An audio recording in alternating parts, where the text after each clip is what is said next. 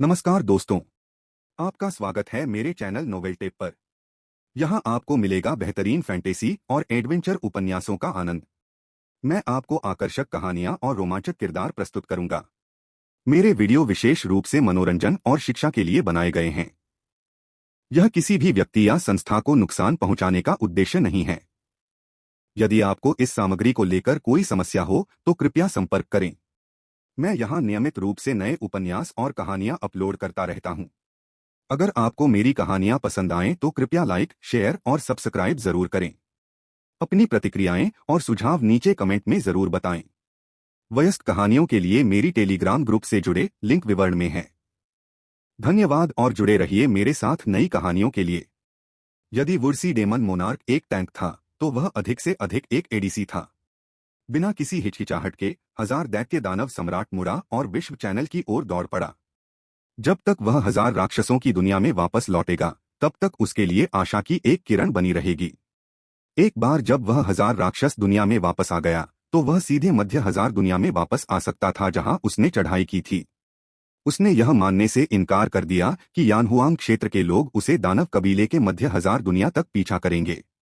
जैसे ही विश्व चैनल पहुंच के भीतर आया, 1000 दैत्य दानव सम्राट के चेहरे पर मुस्कान आ गई।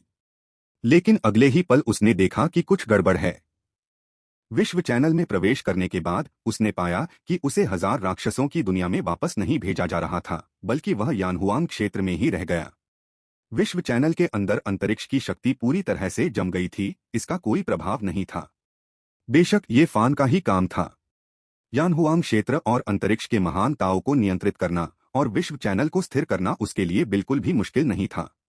1000 दैत्य दानव सम्राट लगभग बच निकला, जिससे शी तियान काफी डर गया। उसने लगभग बहुत बड़ी गलती कर दी थी। क्रोधित होकर शी तियान ने सीधे तौर पर पूरी शक्ति से एज्योर ड्रैगन आर्मी स्पिरिट को जुटाया। जबकि काष्ठ सागर दानव सम्राट ने कम से कम एक दानव कोर छोड़ा, 1000 दानव सम्राट की आध्यात्मिक आत्मा नष्ट हो गई तथा पूरी तरह से शून्य में विलीन हो गई। 2 राक्षस राजाओं के नष्ट हो जाने के बाद शेष बचे छोटे जीवों से स्वाभाविक रूप से अब कोई खतरा नहीं रह गया। यानहुआंग क्षेत्र में दानव कबीले का सफाया करने के बाद सेनाओं ने बिल्कुल भी आराम नहीं किया। वे 2 समूहों में विभाजित हो गए और सीधे 2 दुनियाओं की ओर बढ़ गए। दोनों दुनियाओं में जितने अधिक दानव कुलों का विनाश हुआ, उनका महान दांव उतना ही कमजोर होता गया। इस समय यानहुआंग ने भी काम करना शुरू कर दिया। दोनों दुनियाओं को यानहुआंग दायरे के करीब खींच लिया और फिर उन्हें खा गया। इतने सारे विश्वों पर विजय प्राप्त करने के बाद 1000 दैत्य विश्व और काष्ठ सागर विश्व औसत मध्य 1000 विश्वों की तुलना में बहुत अधिक शक्तिशाली थे।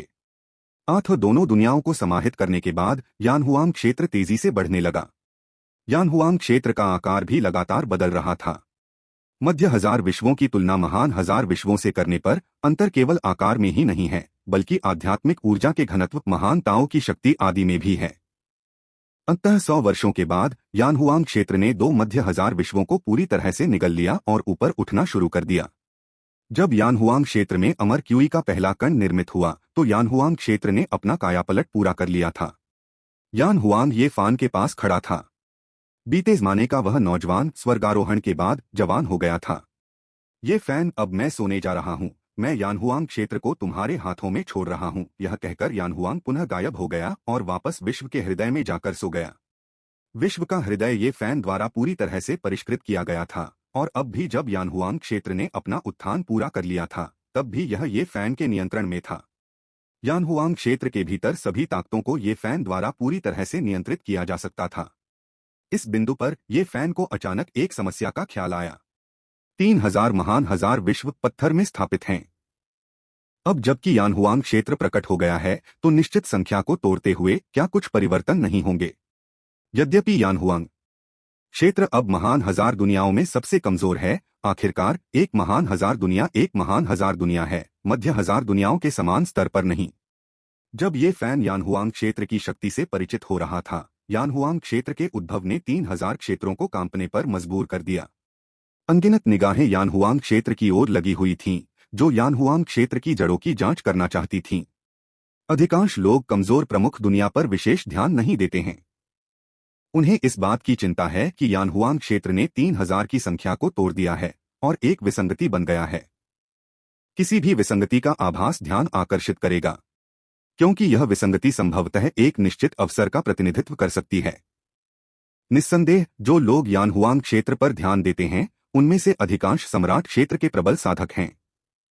पूर्वज क्षेत्र में रहने वाले लोग पहले ही उन्नति कर चुके हैं और यदि वे प्रगति करना भी चाहें तो यह संयोग से संभव नहीं है। सम्राट क्षेत्र के साधक एक कदम आगे बढ़कर ताओवादी पूर्वज बनने की चाहत रखते हैं और इस प्रकार सभी प्रकार के अवसरों के प्रति और भी अधिक चिंतित रहते हैं। इस प्रकार मानदंडों से परे यानहुआंग क्षेत्र इन अमर सम्राटों का लक्ष्य बन गया है। जल्द ही यानहुआंग क्षेत्र के कुछ पहलुओं की खोज की गई। यानहुआंग क्षेत्र प्राचीन युग की एक प्रमुख दुनिया है जो मानव कबीले के क्षेत्रों में से एक है और अब पुनः एक प्रमुख विश्व बनकर नियमों को तोड़कर क्या यह मानव कुल के लिए एक अवसर प्रस्तुत कर सकता है। मानव कुल के अमर सम्राट यानहुआंग क्षेत्र के अवसरों को जब्त करने के लिए प्रलोभित थे। फिर ये फैन और ये परिवार ने इन शक्तिशाली ताकतों का ध्यान आकर्षित करना शुरू कर दिया। वे ये फैन और ये परिवार के बारे में ज्यादा चिंतित नहीं थे। भले ही ये फैन ने एक बार पैट्रिक ड्रैगन को मार डाला था, लेकिन इन अमर सम्राटों को ज्यादा परवाह नहीं थी। आखिरकार ये फैन अभी भी एक अमर सम्राट है। यानहुआंग क्षेत्र के अवसर की तुलना में एक अमर सम्राट उनके रास्ते में नहीं खड़ा हो सकता था। मुझे उम्मीद नहीं थी कि मित्र ये को इतना बड़ा मौका मिलेगा कि वह यानहुआंग क्षेत्र की खोज सबसे पहले कर लेगा। सम्राट गुआंगहान समाचार पाकर आह भरने से खुद को नहीं रोक सके। वास्तव में इस बार मित्र ये ने फिर से बढ़त ले ली है और हो सकता है कि उन्होंने पहले ही अवसर का लाभ उठा लिया हो। सम्राट कियान बांग ने भी टिप्पणी की, यदि यानहुआंग क्षेत्र पर किसी और का अधिकार होता तो उनके विचार भिन्न होते, लेकिन ये फैन के पास होने के कारण उन्होंने तुरंत इस तरह के विचारों को खारिज कर दिया। ये फैन एक ताओवादी पूर्वज का शिष्य था और बोधि नामक भयानक शक्ति उसका समर्थन करती थी। यदि वे वास्तव में ये फैन पर आक्रमण करना चाहते थे तो ये साधारण अमर सम्राट इसके लिए योग्य नहीं होते। ये फैन के असली प्रतिस्पर्धी वे प्रसिद्ध वरिष्ठ सम्राट क्षेत्र के शक्तिशाली लोग होंगे या पूर्वज क्षेत्र के दरवाजे से बाहर आने वाले मजबूत लोग होंगे। हालांकि दोनों सम्राटों गुआंगहान और घन बंग को ये फैन पर काफी भरोसा था। ये फैन के मुंह से कुछ छीनना आसान काम नहीं होगा, इसलिए उन्हें बस बैठकर शो का आनंद लेना था। दूसरी ओर ये फैन ने यानहुआंग क्षेत्र के उत्थान से प्राप्त लाभों को पूरी तरह से अपना लिया था। यानहुआंग क्षेत्र के शासक के रूप में इसके उत्थान के लाभार्थी ये फैन ने सबसे अधिक पुरस्कार प्राप्त किए। यानहुआंग राज्य को अब ये फान का पिछवाड़ा माना जा सकता था। एक बार यानहुआंग राज्य की शक्ति संगठित हो गई तो लगभग कोई भी अमर सम्राट ये फान का मुकाबला नहीं कर सकता था। बेशक एक बार जब ये फैन ने यानहुआंग क्षेत्र छोड़ दिया तो वह अभी भी सिर्फ ये फैन था। केवल यानहुआंग क्षेत्र के भीतर ही ये फैन को क्षेत्र का आशीर्वाद प्राप्त हो सकता था। यानहुआंग क्षेत्र के उन्नयन के साथ यह और भी विशाल हो गया है तथा इसके कई क्षेत्रों का अभी भी विकास होना बाकी है। निस्संदेह इन क्षेत्रों को आगे खोलने की आवश्यकता है। आध्यात्मिक वस्तुएं, आध्यात्मिक खदानें, आध्यात्मिक औषधियां आदि ये परिवार के लिए लंबे समय तक विकास करने के लिए पर्याप्त होंगी। यहाँ तक कि एक प्रमुख विश्व के लिए जो अभी अभी ऊपर उठा है, यह एक शक्तिशाली बल के लिए कई वर्षों तक उपयोग करने के लिए पर्याप्त होगा। कम से कम अल्पावधि में ये परिवार को संसाधनों के बारे में चिंता करने की जरूरत नहीं होगी। बेशक यह इस आधार पर था कि वे अन्य ताकतों की घुसपैठ भरी निगाहों से बच सकेंगे। ये शियाओ की ओर से यानहुआंग क्षेत्र को विकसित करने के लिए बड़ी संख्या में साधकों को दयु अमर राजवंश से तुरंत स्थानांतरित कर दिया गया। जब साधकों को पता चला कि दयु अमर राजवंश के पास यानहुआंग क्षेत्र को विकसित करने की योग्यता है तो वे बहुत खुश हुए। एक प्रमुख दुनिया के साथ दयु अमर राजवंश का भविष्य असीम था और दयु अमर राजवंश के अंदरूनी सूत्र के रूप में उनकी भविष्य की संभावनाएं निश्चित रूप से और भी उज्ज्वल होंगी। यहाँ तक कि वे साधक भी जो मूल रूप से दयु अमर राजवंश में शामिल होने के बारे में ज्यादा महसूस नहीं करते थे, इस समय अपने निर्णय के लिए बहुत आभारी थे। अब से वे दयु अमर राजवंश के साथ मिलकर आगे बढ़ेंगे। जब ये फैन यानहुआंग क्षेत्र को विकसित करने के बारे में सोच रहा था तो ये फैन के सामने एक आकृति प्रकट हुई। छोटे फैन, क्या तुम्हें यहाँ मास्टर की मदद की जरूरत है? ये फैन ने बोधि के पुराने पूर्वज को बहुत अधिक आश्चर्यचकित कर दिया था, जिससे वह कुछ हद तक अभिभूत हो गया था। यहाँ तक कि ये फैन के लिए भी बोधि पुराने पूर्वज व्यक्तिगत रूप से आगे आकर अन्य ताकतों को चौंकाने के लिए तैयार थे। यह व्यवहार कुछ ऐसा है जिसका अन्य शिष्यों ने कभी आनंद नहीं लिया, लेकिन ये फैन ने फिर भी मना कर दिया। वह अभी भी वर्तमान स्थिति को संभाल सकता है। गुरुजी, अभी नहीं, लेकिन अगर कोई पूर्वज आगे बढ़ता है तो मुझे आपको परेशान करना पड़ सकता है। ये फैन मुस्कुराया। उसे बिल्कुल भी शर्मिंदगी महसूस नहीं हुई। मास्टर किस लिए होता है? मास्टर का इस्तेमाल तो ढाल की तरह होता है, बिल्कुल। अलग थलग रहने और मास्टर की मदद से इनकार करने की स्थिति ये फैन के साथ नहीं होगी। बोधि के पुराने पूर्वज को ये फैन की निकटता का आनंद मिला। अपने सभी शिष्यों में से ये फान ही वह था जिसने उसे सबसे अधिक प्रसन्न किया। यद्यपि वह कभी कभी थोड़ा अविश्वसनीय होता था, लेकिन अधिकांश समय बोधि पुराने पूर्वज को लगता था कि ये फैन के लिए आगे आना उचित था। मैंने तुम पर अपनी छाप छोड़ी है। जरूरत पड़े तो मुझे बुला लेना। स्क्वायर इंच माउंटेन से मेरे शिष्य को कोई नहीं धमका सकता। बोधि वृद्ध पूर्वज के शब्द अत्यंत प्रभावशाली थे, लेकिन वास्तव में बोधि प्राचीन पूर्वज के पास योग्यता थी। यदि कोई स्क्वायर इंच माउंटेन के किसी शिष्य को धमकाना चाहता था तो उसे यह देखना पड़ता था कि बोधि प्राचीन पूर्वज इससे सहमत हैं या नहीं। ये फैन के पास अब काफी सारे कार्ड थे। बंदर भाई के 3 बाल, बोधि बूढ़े पूर्वज के लिए कदम उठाने का अवसर इत्यादि। एक पल के लिए ये फान को इस बात का इंतजार होने लगा कि कहीं कोई पूर्वज आगे न बढ़ जाए। फिर उसके गुरु और बड़े भाई उसे बचाने के लिए कदम उठाएंगे और सीधे तौर पर धन कमाएंगे। कानून के माध्यम से दूसरों को फंसाने के बारे में मत सोचो बच्चे। बोधि के पुराने पूर्वज ने एक पल में ही ये फैन के इरादों को समझ लिया और उसके सिर पर वार कर दिया। ये फैन ने हंसते हुए कहा। उसे जरा भी चिंता नहीं हुई। अमर सम्राट क्षेत्र के साधक अब ये फैन के लिए खतरा पैदा नहीं कर सकते थे। अब एकमात्र खतरा ताओवादी पूर्वज ही बचा है। ये फैन पूर्वानुमान लगा सकता है कि यानहुआंग क्षेत्र का उद्भव ताओवादी पूर्वज क्षेत्र के प्राणियों को आकर्षित कर सकता है। यहां तक कि बोधि पूर्वज के पास भी संपूर्ण संसार नहीं है। ताओवादी पूर्वज की शक्ति एक दुनिया को नियंत्रित कर सकती है, लेकिन इसका यह अर्थ नहीं है कि वे ये फैन की तरह एक दुनिया पर अधिकार कर सकते हैं। अधिकार करना और नियंत्रण करना दो पूर्णतः भिन्न अवधारणाएं हैं। ये फैन उस समय अपने संप्रदाय से मदद नहीं मांगना चाहता जब कोई ताओवादी पूर्वज प्रकट होता है। यह सबसे अच्छा होगा यदि वह अकेले ही एक ताओवादी पूर्वज के खिलाफ प्रतिस्पर्धा करने की ताकत रख सके। ये फैन को नहीं पता कि ताओवादी पूर्वज कितने शक्तिशाली होते हैं, इसलिए अपनी आस्तीन में इतने सारे तुरुप के पत्ते होने के बावजूद उनमें अभी भी आत्मविश्वास की कमी है। उसे पर्याप्त सुरक्षा की भावना देने के लिए और अधिक ट्रंप की आवश्यकता है। विचार करने पर यह फैन ने पाया कि एकमात्र चीज जो अब उसकी ताकत को तेजी से बढ़ा सकती है वह एक पवित्र कलाकृति है। पैतृक ड्रैगन और अन्य खजानों के अवशेषों के साथ ये फैन के लिए एक वास्तविक पवित्र कलाकृति को परिष्कृत करना अत्यधिक संभव है। भले ही यह एक निम्न श्रेणी की पवित्र कलाकृति ही क्यों न हो, इसमें सचमुच ताओवादी पूर्वजों के लिए खतरा पैदा करने की शक्ति होगी। तुरंत निर्णय लेते हुए ये फैन ने तुरंत एक पवित्र कलाकृति को परिष्कृत करने की तैयारी शुरू कर दी। ये फैन के सामने भारी मात्रा में संसाधन लाए गए। यहां तक कि समय के अंतिम प्रतीक का उपयोग भी ये फैन द्वारा किया गया था। आत्मा अयस्क फेशुआंग जियांतु, जो कि ताओवादी श्रेणी में सर्वोच्च है, आधार के रूप में उपयोग करते हुए तथा समय के प्रतीक का उपयोग करते हुए ये फैन ने अंततः प्रथम निम्न श्रेणी के पवित्र आत्मा अयस्क फेशुआंग का उत्पादन किया। फेशुआंग पवित्र भूमि और पैतृक ड्रैगन के शरीर के साथ ये फैन के पास पहले से ही जादुई हथियार के लिए एक योजना थी जिसे वह परिष्कृत करना चाहता था। ईश्वर पीटने वाला चाबुक, जो प्राचीन जादुई हथियारों से 8 सच्चे देवताओं का मुकाबला करने में माहिर है।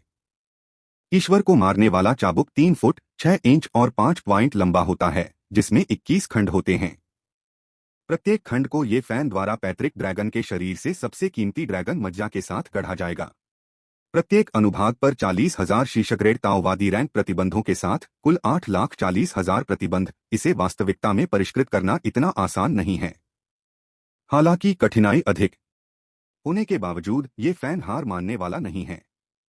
एक बार जब इसे वास्तव में परिष्कृत कर दिया जाएगा तो यह निश्चित रूप से एक पवित्र कलाकृति होगी जो ताओवादी पूर्वजों को रोक सकती है। सौभाग्य से यानहुआंग क्षेत्र का दोहन करने के बाद सभी प्रकार के संसाधनों में बड़ी वृद्धि हुई है। यदि नहीं तो ये फैन के लिए सामग्री इकट्ठा करना भी आसान नहीं होगा। एक ऐसा विश्व जिसका पहले कभी शोषण नहीं हुआ, अत्यंत समृद्ध है।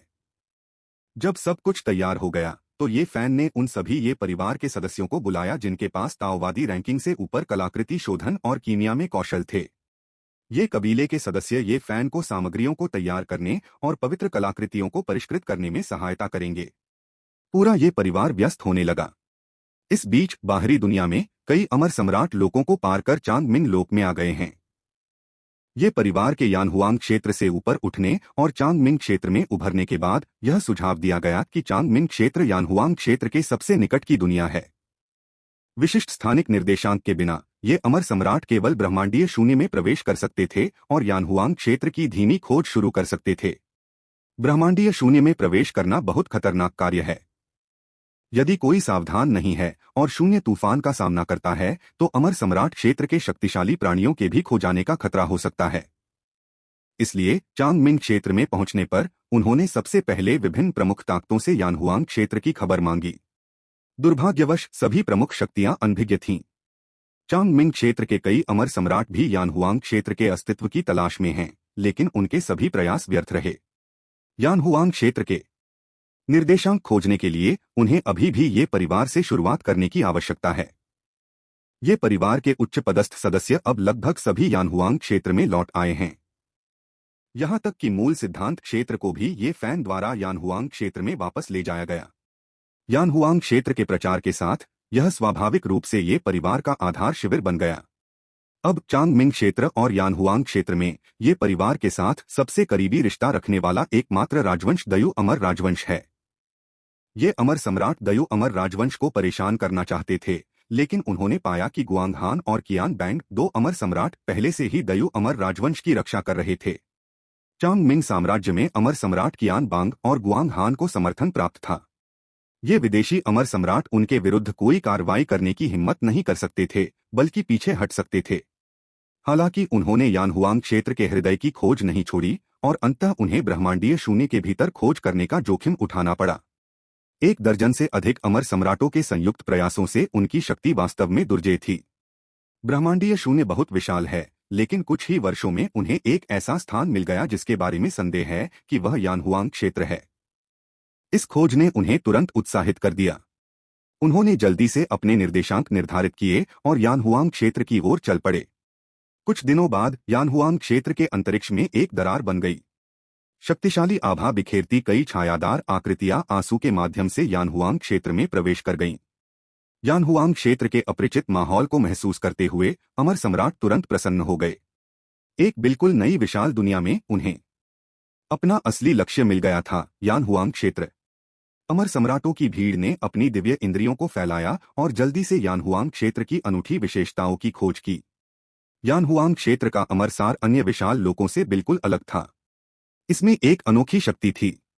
उनके द्वारा एकत्रित की गई जानकारी के अनुसार यह अद्वितीय सार मानव क्यूई यानहुआंग क्षेत्र में मानव वंश का मूल था। मानव क्यूई का प्रत्येक मानव साधक के लिए महत्वपूर्ण प्रभाव था। इस मानव क्यूई की उपस्थिति ने ही यानहुआंग क्षेत्र की उनकी खतरनाक यात्रा को सार्थक बना दिया। इस मानव क्यू को बिना किसी के इकट्ठा किए स्वतंत्र रूप से नष्ट होते देखकर अमर सम्राटों को लगा कि इसका अपव्यय स्वर्ग के उपहारों की बर्बादी है। वे बस यह नहीं जानते थे कि इसे कैसे संजोया जाए। उन्हें यह नहीं पता था कि ये फैन ने बहुत पहले ही मानव क्यूई की खोज कर ली थी। उन्होंने दायु अमर राजवंश को मानव क्यू इकट्ठा नहीं करने दिया क्योंकि उनका मानना था कि यह यानहुआंग साम्राज्य की ओर से मानव कुल को एक उपहार था। इसे प्रतिबंधित करने और अन्य साधकों को इसे अवशोषित करने से रोकने की कोई आवश्यकता नहीं थी। यानहुआंग क्षेत्र स्वयं ये परिवार का था। यानहुआंग क्षेत्र के अन्य साधकों को उन्नति का अवसर देकर वे ये परिवार की शक्ति भी बढ़ा रहे थे। फिर उस पर प्रतिबंध क्यों? जैसे ही अमर सम्राटों की भीड़ प्रकट हुई, ये फैन को तुरंत एहसास हुआ। न केवल ये फैन ने अमर सम्राटों की भीड़ को देखा, बल्कि उन्होंने भी तुरंत ये फैन की आभा को महसूस किया। ऐसा मुख्यतः इसलिए था क्योंकि ये फैन की आभा यानहुआंग क्षेत्र के असंख्य साधकों के बीच अलग दिखाई देती थी, ठीक वैसे ही जैसे रात्रि के आकाश में चमकता हुआ कोई तारा। ऐसा लगता है कि यह अमर सम्राट यानहुआंग क्षेत्र का वर्तमान स्वामी बन गया है। एकमात्र अमर सम्राट जिसने भाग्य के कारण यानहुआंग क्षेत्र पाया, उसे अब इसे छोड़ देना चाहिए। ये फैन चांगमिंग क्षेत्र में कुछ हद तक जाना जाता है, लेकिन अन्य विशाल दुनिया में उसका कोई प्रभाव नहीं है। पलक झपकते ही ये फैन गुफा भवन से बाहर निकल गया और असंख्य अमर सम्राटों के सामने प्रकट हुआ। ये फैन जानता था कि यह लड़ाई अपरिहार्य थी और उसे अच्छी लड़ाई लड़नी थी, अन्यथा भविष्य में यानहुआंग क्षेत्र पर अंतिम घेराबंदी की जाएगी। परिवार के मुखिया, ये आपका परिवार अब यानहुआंग क्षेत्र छोड़ सकता है।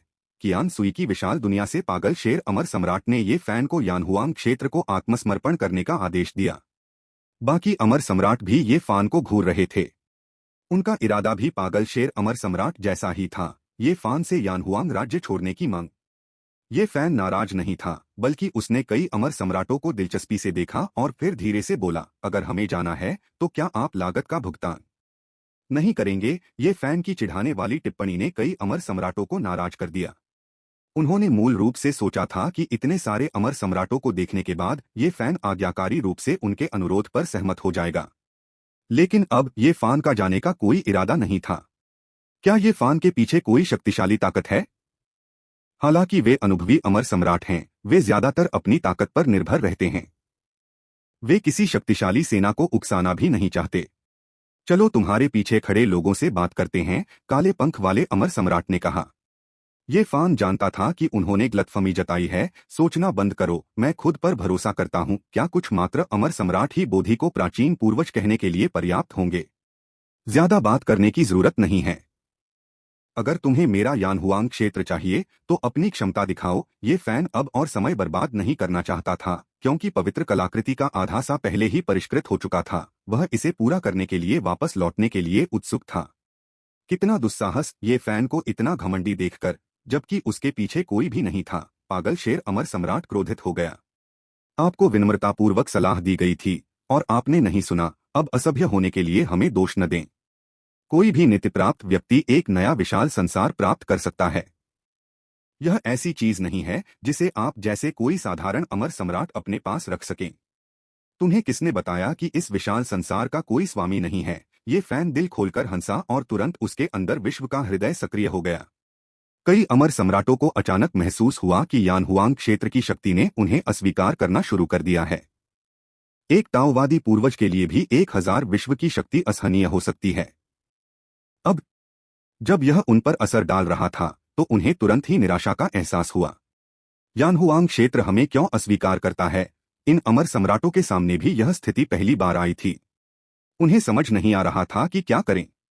सामान्यतः कहा जाए तो यद्यपि विश्व की अपनी चेतना है, यह पूर्णतः निष्पक्ष है तथा किसी विशेष व्यक्ति को निशाना नहीं बनाती।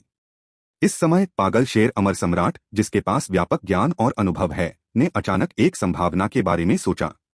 एक महाजार विश्व द्वारा किसी एक साधक को निशाना बनाने की घटना पहले कभी नहीं घटी, लेकिन मध्य हजार विश्वों में उन विश्व गुरुओं में वास्तव में अपने शत्रुओं के विरुद्ध विश्व की शक्ति को संगठित करने की क्षमता होती है।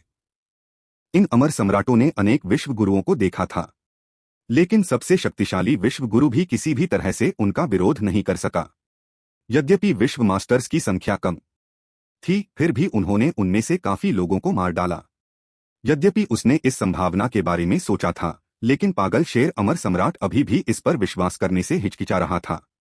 क्या एक महान हजार विश्व का भी एक विश्व गुरु होता है? इन अमर सम्राटों के स्तर पर वास्तव में बहुत कम रहस्य हैं। लेकिन फिर भी उन्होंने कभी किसी ऐसे साधक के बारे में नहीं सुना था जो 1000 विश्व का विश्व गुरु बन सकता हो। क्या आप यानहुआंग क्षेत्र के विश्व गुरु हैं? पागल शेर अमर सम्राट ने संदेह और अविश्वास से भरे स्वर में पूछा।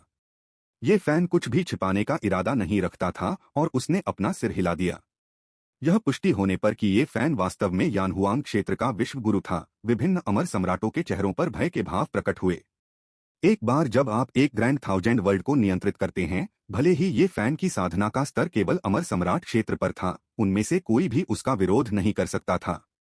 इस बिंदु तक कुछ अमर सम्राट पहले से ही यानहुआंग क्षेत्र में अवसरों की तलाश करने के अपने फैसले पर पछतावा कर रहे थे।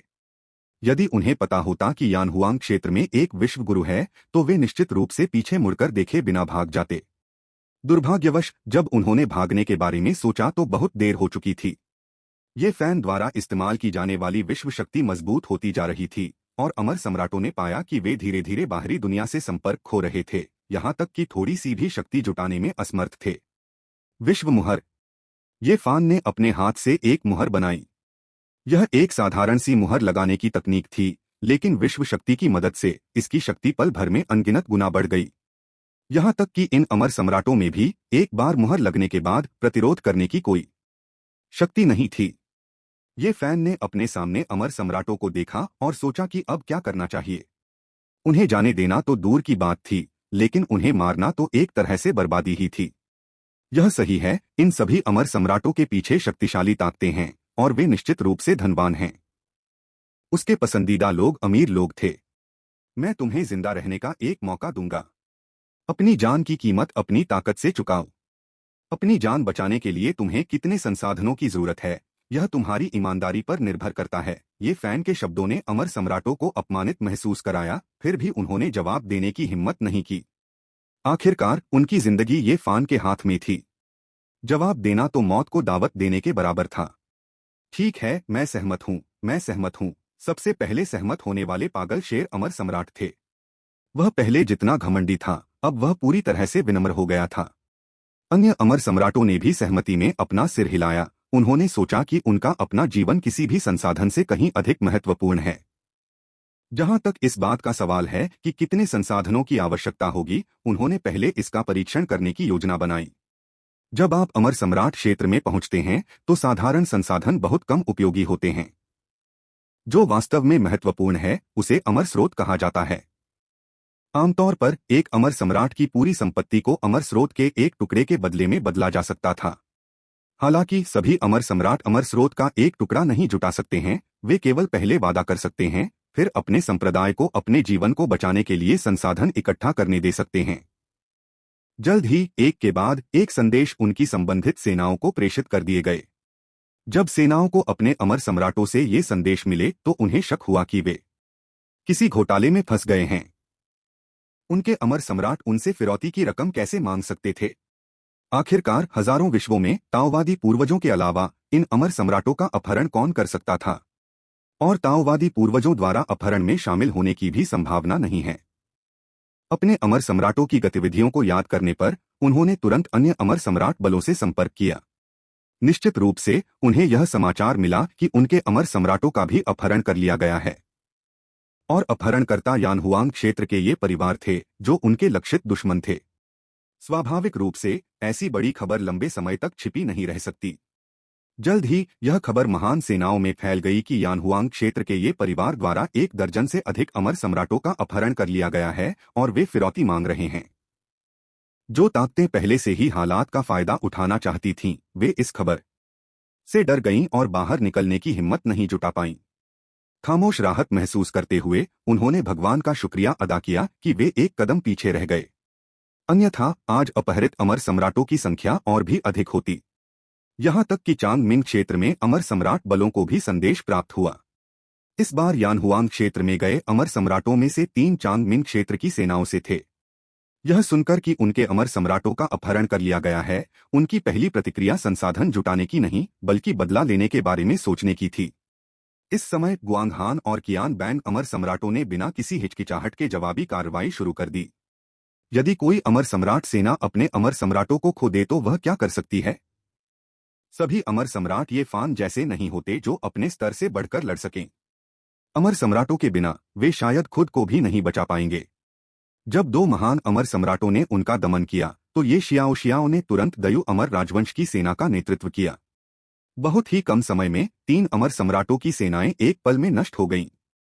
यानहुआंग क्षेत्र में ये फैन ने 3 महान अमर सम्राटों को प्रसन्नतापूर्वक पाला। ऐसा लगता है कि आपकी तीनों शक्तियां किसी को भी फिरौती देने की योजना नहीं बना रही हैं। ये फैन की बातें सुनकर तीनों अमर सम्राटों के पसीने छूट गए। कबीले के नेता, ये कृपया हमें एक और मौका दें, हम उन्हें अभी संसाधन भेजने को कहेंगे। तीनों अमर सम्राटों ने पहले ही अपने दिल में 10,000 बार अपनी शक्तियों को कोसा था। क्या वे अब भी सोचते थे कि वे मजाक कर रहे थे? उन्हें यकीन था कि अगर उन्होंने फिरौती नहीं दी तो भले ही वे अमर सम्राट हों, ये फैन बिना किसी हिचकिचाहट के उन्हें मार देगा। अब उनसे संपर्क करने की कोई आवश्यकता नहीं है। आपके 3 संप्रदायों का इरादा ये परिवार से बदला लेने का था, लेकिन दयु अमर राजवंश द्वारा पहले ही उन्हें समाप्त कर दिया गया है। ये फैन के अनौपचारिक शब्दों ने कई अमर सम्राटों की रीढ़ में ठंडक पहुंचा दी। 3 अमर सम्राट शक्तियां बस ऐसे ही गायब हो गईं। उन्हें ये परिवार की शक्ति की गहरी समझ प्राप्त हुई। यदि ये परिवार अपनी अपनी शक्तियों के विरुद्ध कार्रवाई करता तो उनका भाग्य संभवतः इन 3 अमर सम्राट शक्तियों से भिन्न नहीं होता। शेष अमर सम्राटों को एक बार फिर से अपनी अपनी शक्तियों से सभाओं को शीघ्रता से संपन्न करने का आग्रह किया। उन्होंने उन्हें बार बार चेतावनी दी कि वे कोई और विचार मन में न लाएं।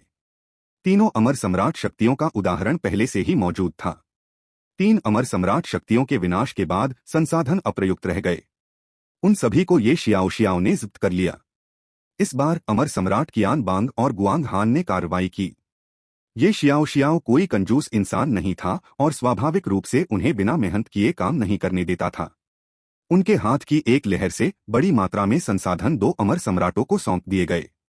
दोनों अमर सम्राटों ने संसाधनों की विशाल मात्रा को देखा और प्रसन्न हुए। अन्य शक्तियां अभी तक कार्रवाई क्यों नहीं कर रही हैं? इस प्रकार की अप्रत्याशित प्राप्ति अविश्वसनीय रूप से आकर्षक थी। यदि अन्य शक्तियां कार्रवाई करने का साहस करतीं, तो वे दोनों एक सेकंड के लिए भी नहीं हिचकिचाते और निश्चित रूप से एक योग्य हमलावर बल बन जाते। दुर्भाग्यवश पूछताछ के बाद उन्हें कार्रवाई करने का कोई अवसर नहीं मिला। बाकी शक्तियां बेवकूफ नहीं थीं। जब 3 अमर सम्राट शक्तियों के विलुप्त होने की खबर फैली, तो बाकी अमर सम्राट शक्तियां तुरंत शांत हो गईं। एक एक करके वे शांति से संसाधन इकट्ठा करने निकल पड़े और उन्हें फिरौती के तौर पर ये फान को देने की योजना बना रहे थे। 3 अमर सम्राट शक्तियों के उन्मूलन की खबर से न केवल पकड़े गए अमर सम्राटों की शक्तियां भयभीत हुईं, बल्कि अन्य शक्तियां भी भयभीत हो गईं। कुछ समय के लिए सभी शक्तियां शांत हो गईं।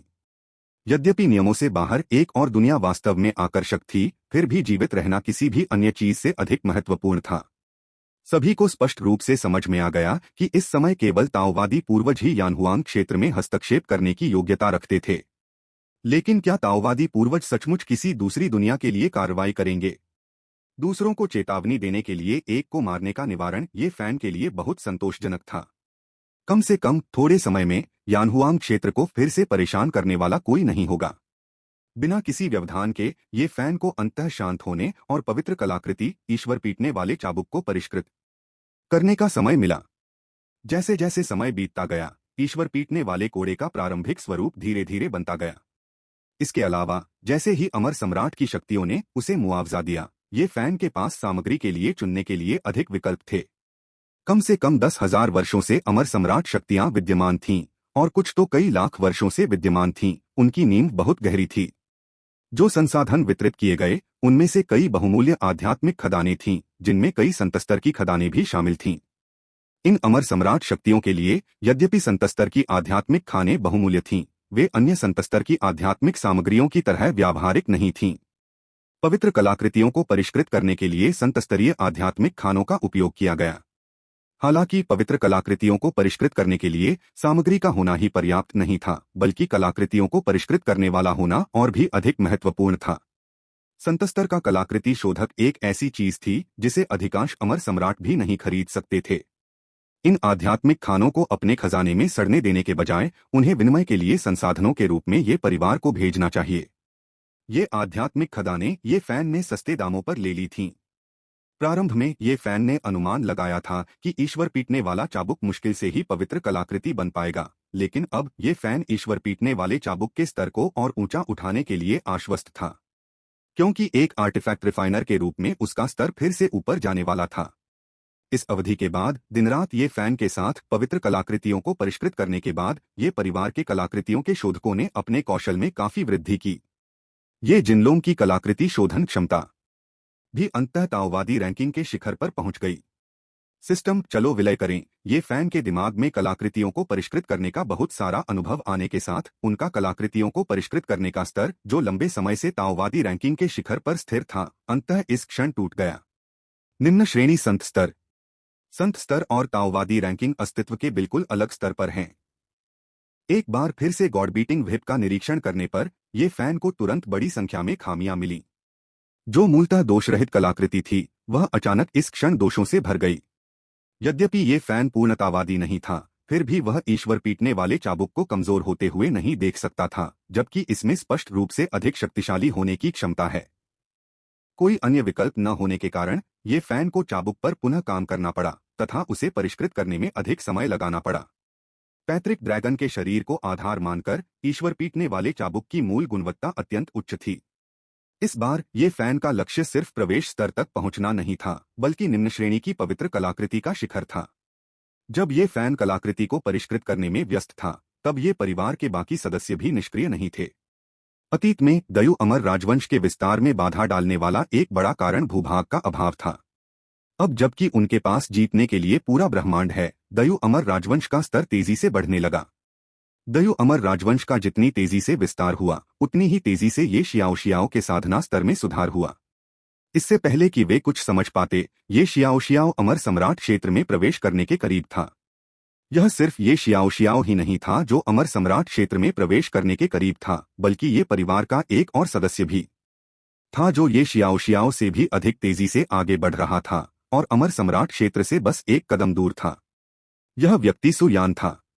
पिछली बार ये फैन का रहस्य प्राप्त करने के बाद सुयान ने लगन से काम करने की शपथ ली और वुजियान के पूर्वज से बड़ी मात्रा में संसाधन प्राप्त किए। ये संसाधन सुयान के पवन किलिन स्वभाव के लिए सबसे उपयुक्त थे। थोड़े ही समय में सुयान की साधना का स्तर गहन अमरता के शिखर पर पहुंच गया था। यदि उसे अमर सम्राट क्षेत्र में प्रवेश करने से पहले विवाह मनका को परिष्कृत करने और यिनयान स्वर्गीय दाव को समझने की आवश्यकता नहीं होती, तो सुयान पहले ही अमर सम्राट क्षेत्र में प्रवेश कर चुकी होती। शिष्य, जल्दी उठो। सुयान के आत्मा सागर में वुजियान के पूर्वज द्वारा छोड़े गए निषेध शायद ही कभी सक्रिय हुए थे, लेकिन वुजियान के पूर्वज की आवाज ने साधनारत सुयान को जगा दिया। मालिक, क्या आपने मुझे बुलाया? सचमुच? यानहुआंग क्षेत्र में एक बड़ा रहस्य छिपा है। यह रहस्य हमारे जीवन और मृत्यु के द्वार के लिए महत्वपूर्ण है। मैं चाहता हूं कि तुम इसे उजागर करो। सुयान इन शब्दों से चौंक गई।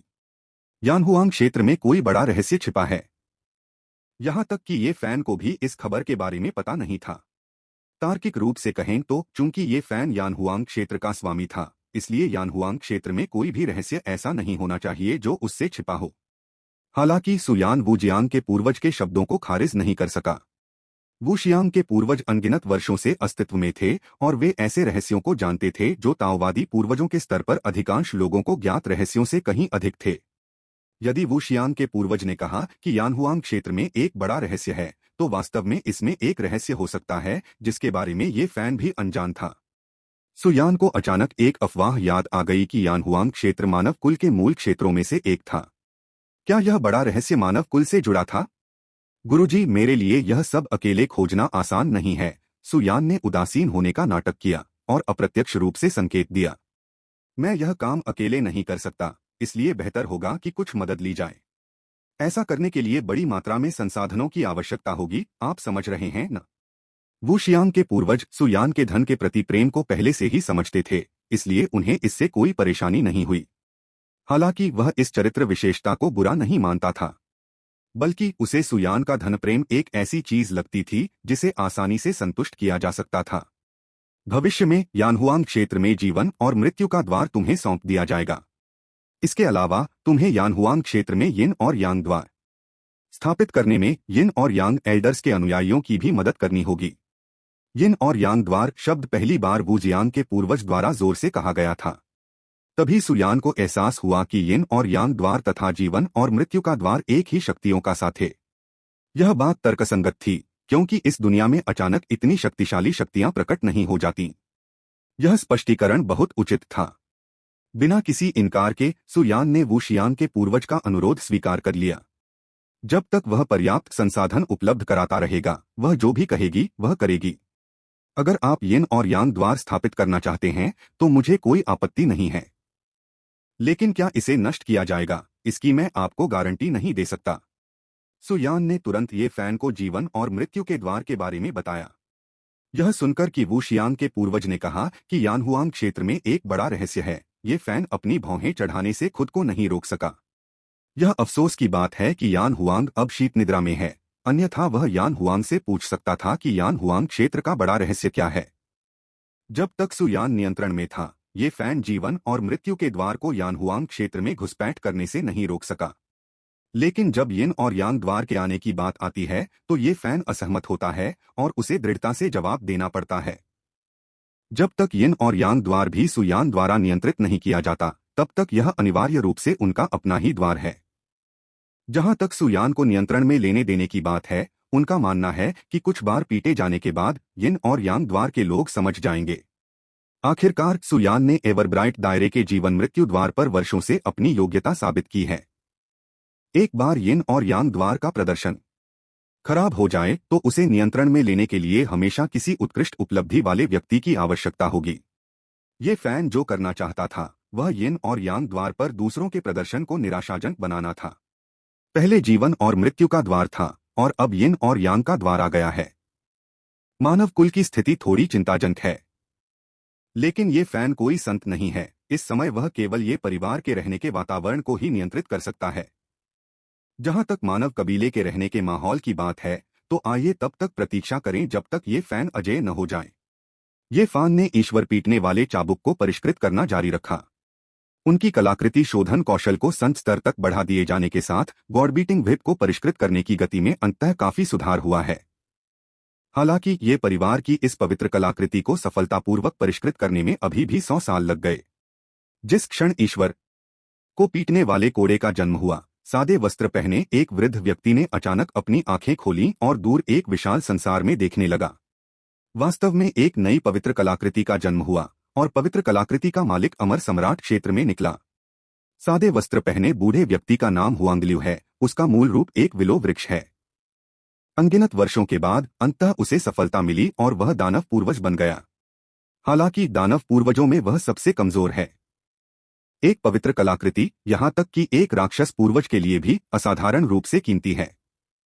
हुआंगलियू दानव पूर्वज ने 10,000 वर्षों के बाद राक्षस पूर्वज राज्य को तोड़ दिया, लेकिन अभी भी उसे अपनी पवित्र कलाकृति नहीं मिली। पवित्र कलाकृति के बिना एक राक्षस पूर्वज को राक्षस पूर्वजों के बीच निम्न दर्जा प्राप्त है। हुआंगलियू दानव पूर्वज हमेशा से ही अपनी पवित्र कलाकृति की तलाश में रहा है, लेकिन दुर्भाग्यवश पवित्र कलाकृति ऐसी चीज नहीं है जो आसानी से प्रकट हो। यदि ऐसा प्रतीत भी होता है तो इसे अक्सर शक्तिशाली दानव पूर्वजों द्वारा नियंत्रित किया जाता है तथा नव पदोन्नत दानव पूर्वज के पास इसमें कोई सा नहीं होता। अभी एक अपरिपक्व पवित्र कलाकृति प्रकट हुई है और स्वामी सिर्फ एक अमर सम्राट है। हुआंगलियू दानव पूर्वज कैसे उत्साहित नहीं हो सकते हैं। यानहुआंग क्षेत्र।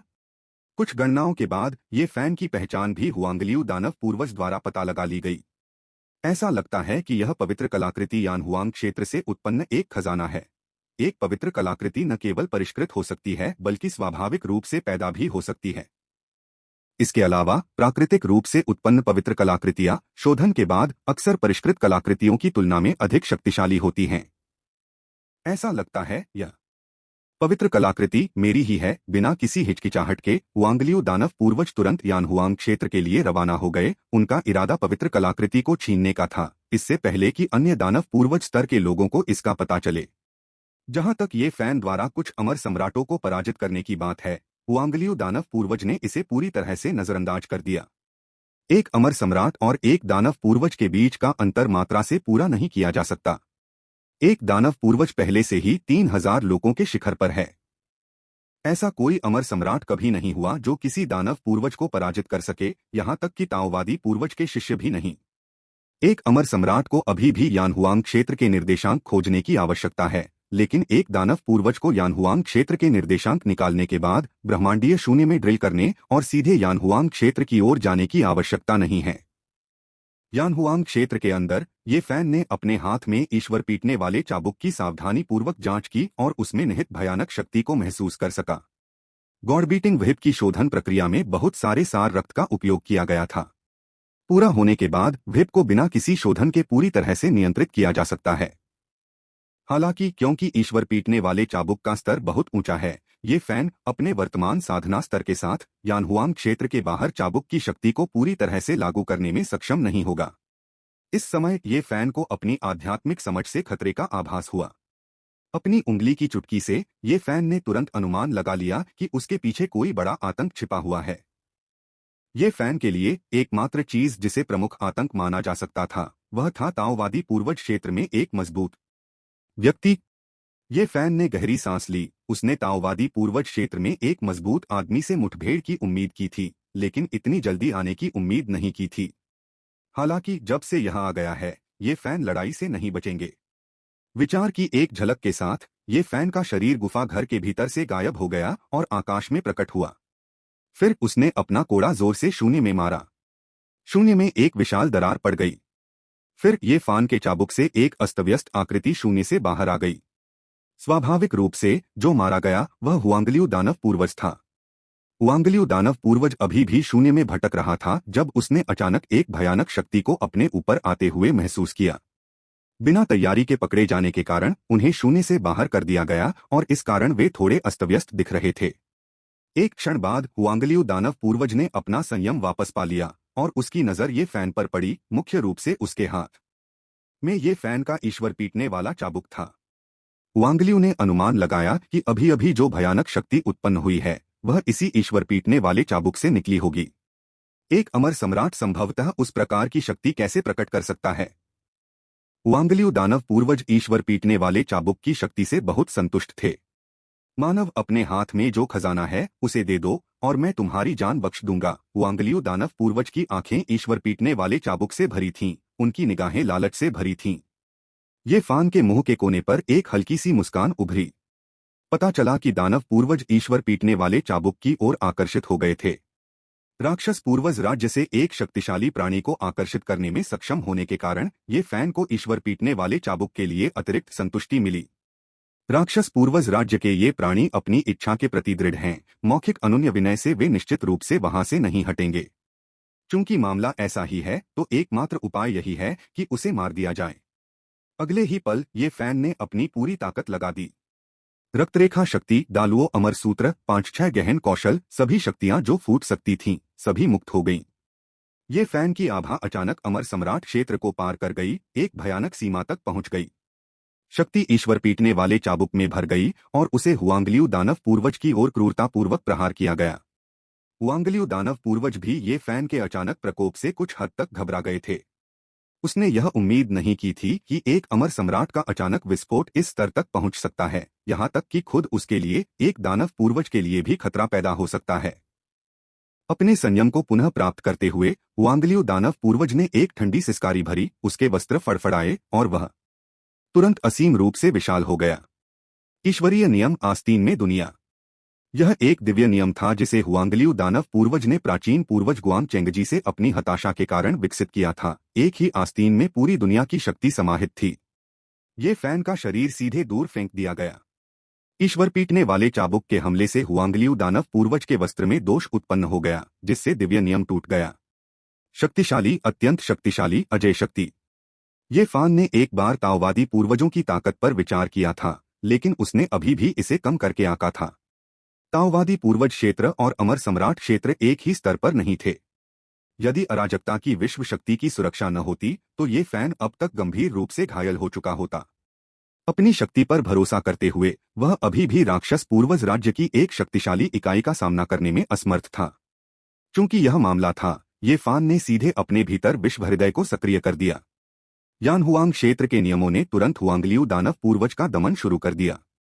अपनी शक्ति का दमन महसूस करते हुए हुआंगलियू दानव पूर्वज ने पहली बार भौहें चढ़ाई। क्या इस विशाल संसार में अभी भी प्रभु हो सकते हैं? यह स्थिति हुआंगलियू दानव पूर्वज के लिए भी पहली मुठभेड़ थी। ये फैन ने उसे सोचने की क्षमता नहीं दी, उसने फिर से हमला शुरू कर दिया। देवताओं के अलंकरण में ईश्वर पिटाई चाबुक का उद्देश्य अपनी विशेष शक्ति, दैवीय दंड की शक्ति के कारण उस पर बैठे देवताओं को दंडित करना है। और अब ये फैन ने सीधे दिव्य दंड की शक्ति को बुलाया।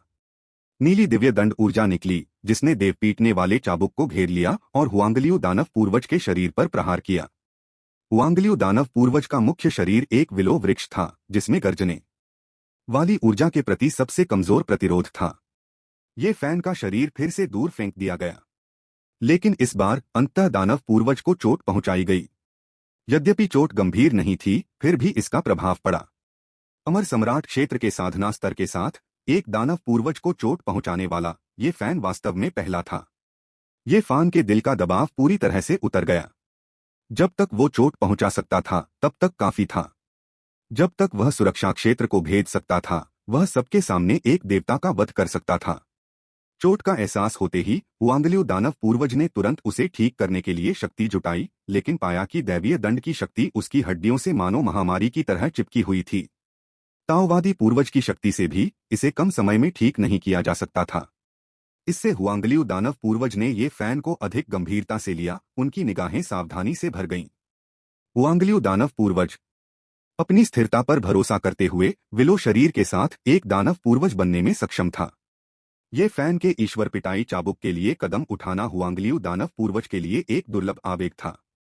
एक बार फिर लड़ाई भड़क उठी। इस बार ये फैन ने वास्तव में दानव पूर्वज पर दबाव डालना शुरू कर दिया। हालांकि ये फैन को निराशा इस बात से हुई कि यद्यपि वह दानव पूर्वज पर दबाव डाल रहा था, लेकिन यह अप्रभावी था। हुआंगलियू दानव पूर्वज ने सीधे तौर पर हमला नहीं किया, जिसके कारण ईश्वर दंड देने वाले चाबुक से प्राप्त दिव्य दंड की शक्ति आगे कोई चोट नहीं पहुंचा सकी। सतह पर ऐसा लग रहा था कि ये फैन का पलड़ा भारी था, लेकिन वास्तव में वह नुकसान में था। ताओवादी पूर्वज क्षेत्र से ऊर्जा में उतार चढ़ाव स्वाभाविक रूप से दूसरों से छिपा नहीं होगा। जब यह पता चला कि ये उतार चढ़ाव यानहुआंग क्षेत्र से उत्पन्न हो रहे थे, तो इसने शक्तिशाली प्राणियों का ध्यान आकर्षित किया। एक ताओवादी पूर्वज के आक्रमण के साथ क्या यानहुआंग क्षेत्र इसका सामना कर सकता था? शून्य में से कई निगाहें भेदती हुई ये फैन और हुआंगलियू दानव पूर्वज के बीच लड़ाई पर ध्यान केंद्रित कर रही थीं। हालांकि जैसे ही लड़ाई का दायरा स्पष्ट हुआ, वे सदमे में अपना मुंह बंद नहीं कर सके। ये परिवार का मुखिया, ये फैन, अमर सम्राट क्षेत्र का एक शक्तिशाली प्राणी वास्तव में दानव कबीले के एक सदस्य का दमन कर रहा था। विश्व शक्ति के दमन के बावजूद क्या एक अमर सम्राट के पास वास्तव में ताओवादी पूर्वज का सामना करने की योग्यता थी? लेकिन जल्द ही कुछ लोगों ने ये फैन के हाथ में पवित्र कलाकृति, ईश्वर को पीटने वाला चाबुक, देखा।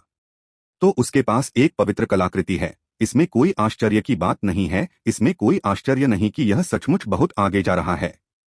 एक अमर सम्राट की, भले ही उसके पास कोई पवित्र कलाकृति हो, तुलना ताओवादी पूर्वज से नहीं की जानी चाहिए।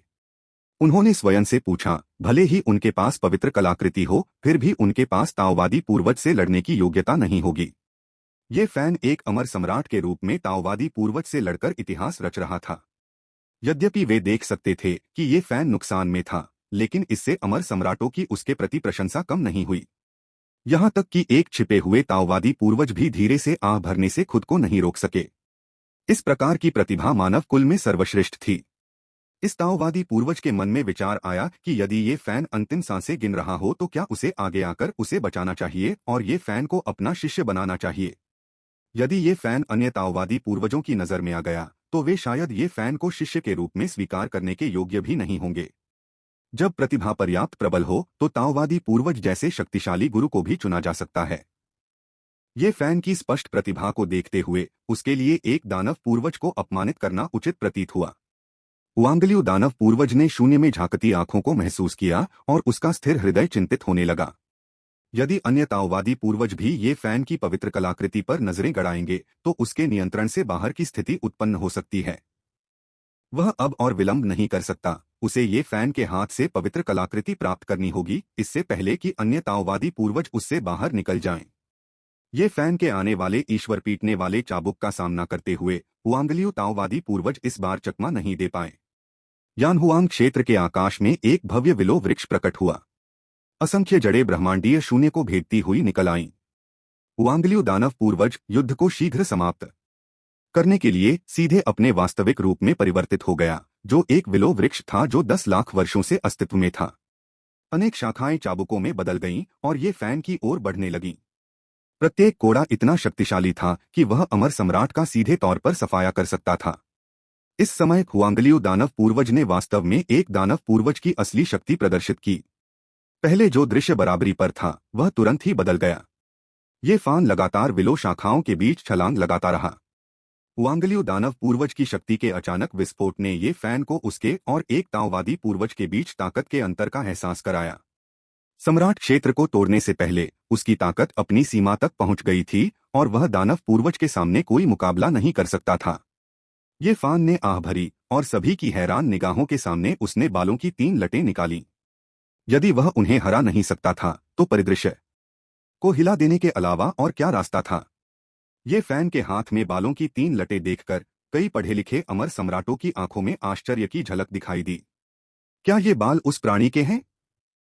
असंख्य लोगों के मन में वह सत्ता प्रकट हुई जिसने महान और शक्तिशाली शक्तियों को बेचैन कर दिया था। कोई रास्ता नहीं, ये फान भी उस व्यक्ति का शिष्य है।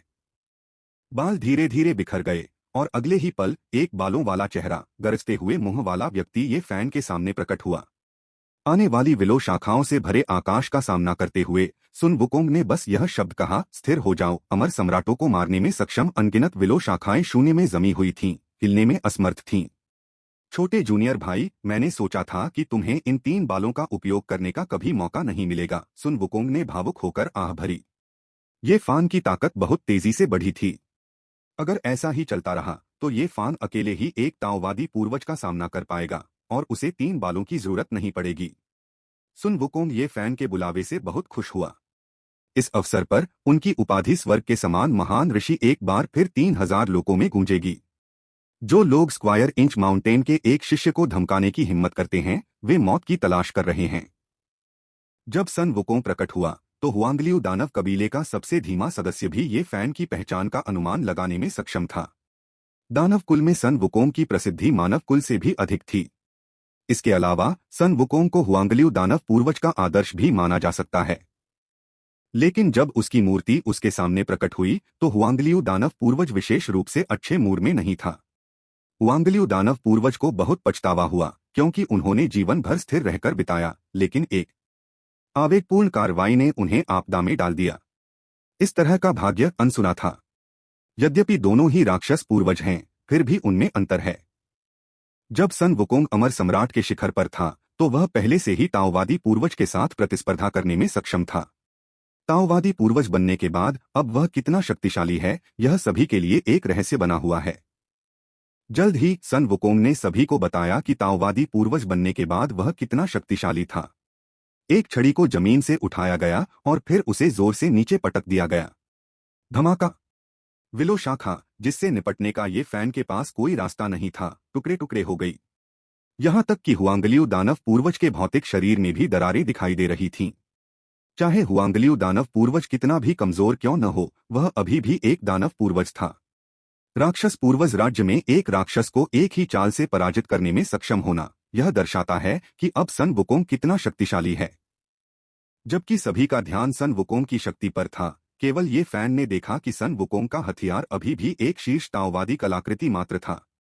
स्वर्ण डंडा, हर लड़के के सपनों का हथियार।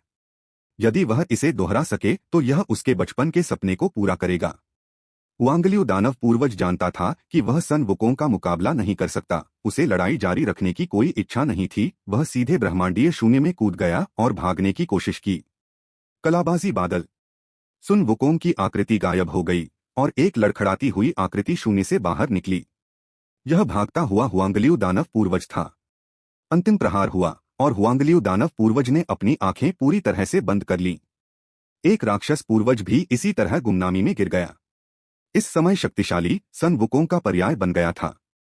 हजारों वर्षों तक गायब रहने के बाद वापस लौटने पर सन वुकोंग और भी अधिक शक्तिशाली हो गया है। उस वर्ष के सन वुकोंग की तुलना में वर्तमान सन वुकोंग स्पष्ट रूप से अधिक अनियंत्रित था। अतीत में ताओवादी पूर्वज थे जो सन वुकोंग को दबा सकते थे, लेकिन अब जब सन वुकोंग एक ताओवादी पूर्वज बन गया है तो क्या वे शक्तिशाली ताओवादी पूर्वज उसे दबा सकते हैं?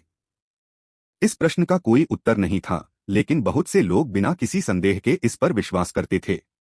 बस इसी तरह हुआंगलियू दानव पूर्वज चले गए, लड़ाई खत्म हो गई और शक्तिशाली दर्शक एक एक करके चले गए।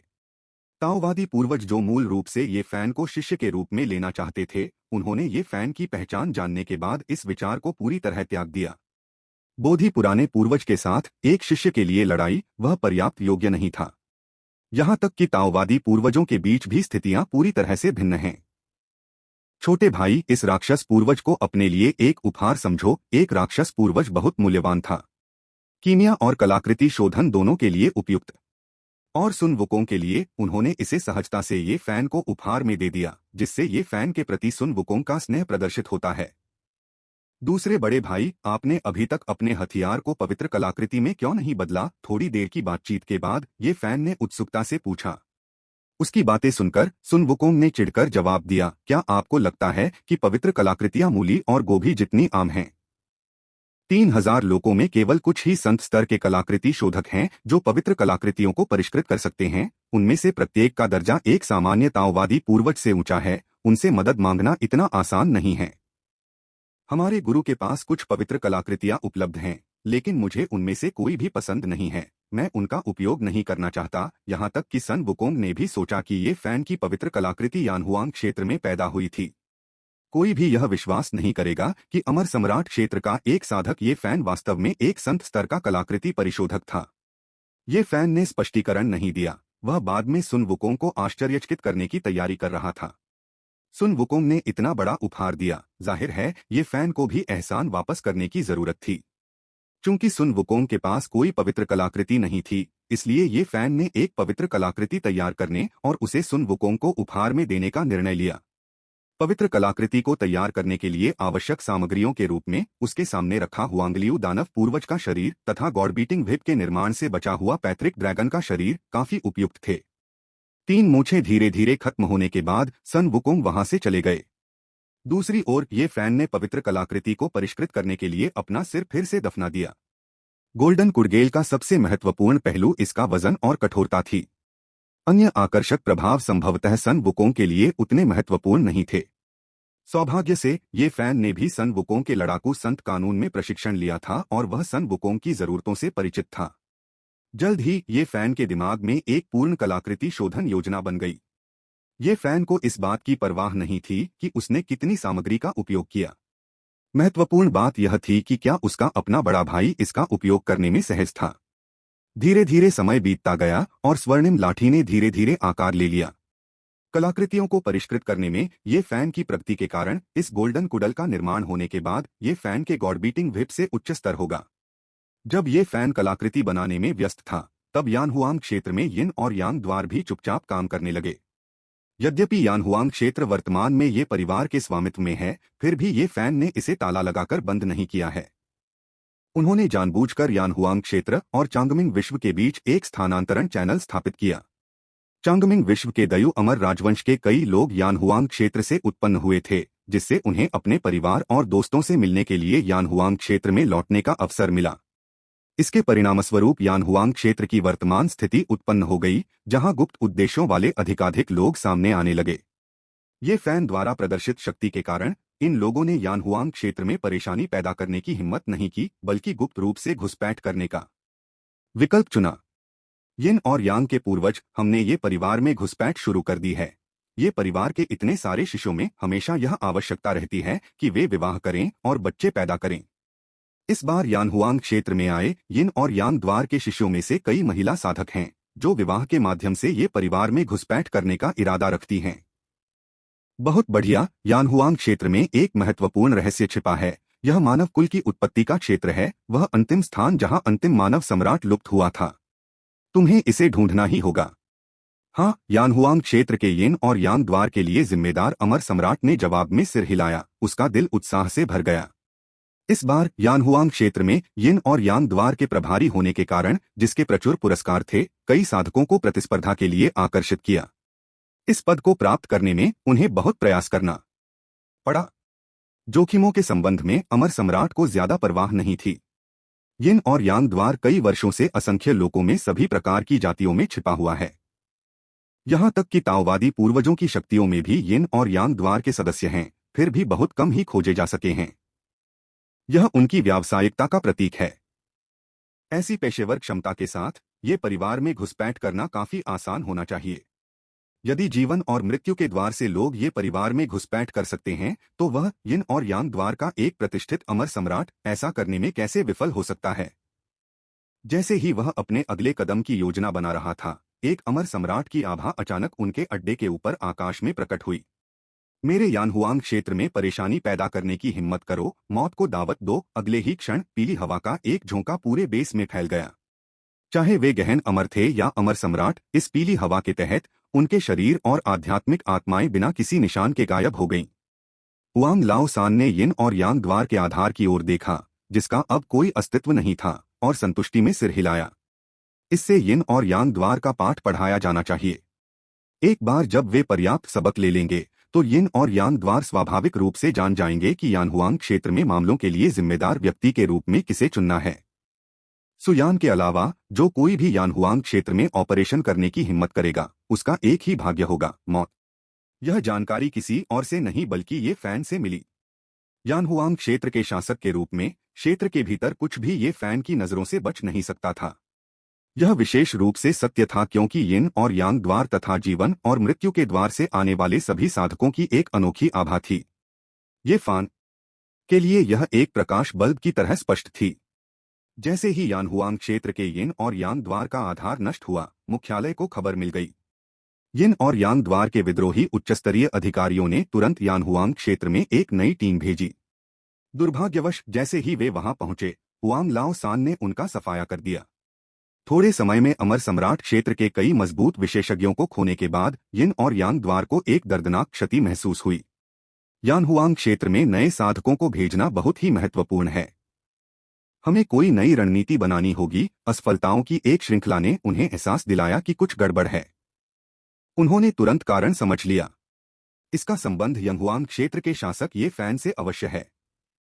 चूंकि उन्होंने पहले कभी किसी महान ब्रह्मांड के शासक का सामना नहीं किया था, इसलिए उनके पास आगे बढ़ने के लिए कोई पूर्व अनुभव नहीं था।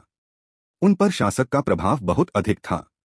फिर भी यिन और यांग द्वार यूं ही हार मानने को तैयार नहीं थे। यानहुआंग क्षेत्र का महत्व अन्य महान ब्रह्मांडों की तुलना में कहीं अधिक था। मानव सम्राट का रहस्य यिन और यांग द्वार के लिए पवित्र कलाकृति से अधिक महत्वपूर्ण था। इस समय यिन और यांग द्वार के उच्चस्तरीय अधिकारियों ने अचानक प्रस्ताव रखा, चूंकि हम यानहुआंग क्षेत्र में पैर नहीं जमा सकते, तो जीवन और मृत्यु का द्वार इतना सफल कैसे है? इस प्रश्न ने शीघ्र ही यिन और यांग द्वार के उच्चस्तरीय अधिकारियों का ध्यान आकर्षित कर लिया। वे यिन और यांग द्वार बार बार असफल क्यों हो रहे थे, जबकि जीवन और मृत्यु का द्वार इतना अच्छा काम कर रहा था? क्या ऐसा इसलिए था क्योंकि वे सक्षम नहीं थे? जब उन्हें सुयान के अस्तित्व के बारे में पता चला, तो यिन और यांग द्वार के उच्चस्तरीय अधिकारी असहाय महसूस करने लगे। जीवन और मृत्यु के द्वार ने यानहुआंग क्षेत्र में स्वयं को सफलतापूर्वक स्थापित कर लिया था। यह सब कुलपति ये की पत्नी सुयान के कारण संभव हुआ था। हम जीवन और मृत्यु के द्वार की रणनीति को दोहरा नहीं सकते। यिन और यांग द्वार स्वाभाविक रूप से ये परिवार में अपने कर्मियों की बड़ी संख्या से ईर्ष्या करता था। हालांकि उनके लिए यानहुआंग क्षेत्र में यिन और यांग द्वार के प्रभारी के रूप में सुयान के समान स्थिति वाले किसी व्यक्ति को ढूंढना लगभग असंभव था। लेकिन हमें किसी और प्रभारी व्यक्ति को क्यों ढूंढना है? हम सीधे सुयान को यानहुआंग क्षेत्र में यिन और यांग द्वार का प्रभारी बना सकते हैं। हाँ, सुयान वुशियांग के पूर्वज की शिष्या है, उसकी निष्ठा निर्विवाद है, और उसने जो भी योग्यताएं स्थापित की हैं, उसके बाद वह यिन और यांग द्वार के प्रभारी व्यक्ति के रूप में पद ग्रहण कर सकती है। यद्यपि जीवन और मृत्यु का द्वार तथा यिन और यांग द्वार स्वतंत्र हैं, फिर भी उनके पीछे का अस्तित्व एक ही है। यह एक ही कंपनी के अंतर्गत दो विभागों जैसा है। किसी अन्य कंपनी के उच्चस्तरीय प्रतिनिधि द्वारा आपकी कंपनी के कुछ मामलों की देखभाल करना कोई समस्या नहीं लगती। सबसे खास बात यह है कि सुयान ने पिछले कुछ वर्षों में जीवन और मृत्यु के द्वार के लिए कई उपलब्धियां हासिल की हैं। पूरे समूह में उसकी अच्छी प्रतिष्ठा है, और यिन और यांग द्वार भी सुयान को अपने साथ जोड़ने पर विचार कर रहा है। इस प्रस्ताव को यिन और यांग द्वार के अन्य उच्चस्तरीय अधिकारियों का अनुमोदन शीघ्र ही प्राप्त हो गया। अंततः यिन और यांग के पूर्वज ने व्यक्तिगत रूप से वुशियांग के पूर्वज की खोज की और यिन और यांग द्वार द्वारा लिए गए निर्णय को उनके साथ साझा किया। सुयान यानहुआंग क्षेत्र में जीवन और मृत्यु के द्वार तथा यिन और यांग द्वार के सभी मामलों की जिम्मेदारी संभालेगी। यद्यपि वुशियांग के पूर्वज को लगा कि यिन और यांग द्वार का निर्णय कुछ अनुचित था, फिर भी उन्होंने कुछ नहीं कहा। मुख्य मुद्दा यह था कि ऐसा कोई उदाहरण पहले कभी नहीं रहा था कि एक ही व्यक्ति दो प्रमुख गुटों जैसे यिन और यांग द्वार तथा जीवन और मृत्यु के द्वार की शक्ति के लिए जिम्मेदार हो। यदि सुयान उन्हें धोखा दे तो क्या इसका मतलब संपूर्ण क्षति नहीं होगी? सुयान मेरी शिष्या है, वह मुझे धोखा नहीं दे सकती। जब तक वह विश्वासघात नहीं करेगी, तब तक कोई समस्या नहीं होगी। अंततः जब सुयान ने अपने सभी संदेहों को दूर कर लिया, तो वुशियांग के पूर्वज अंततः उसे जीवन और मृत्यु के द्वार तथा यानहुआंग क्षेत्र में यिनयांग द्वार का नेतृत्व करने देने के लिए सहमत हो गए। दो महत्वपूर्ण और प्रभावशाली पहचानें जो केवल सुयान के पास हैं।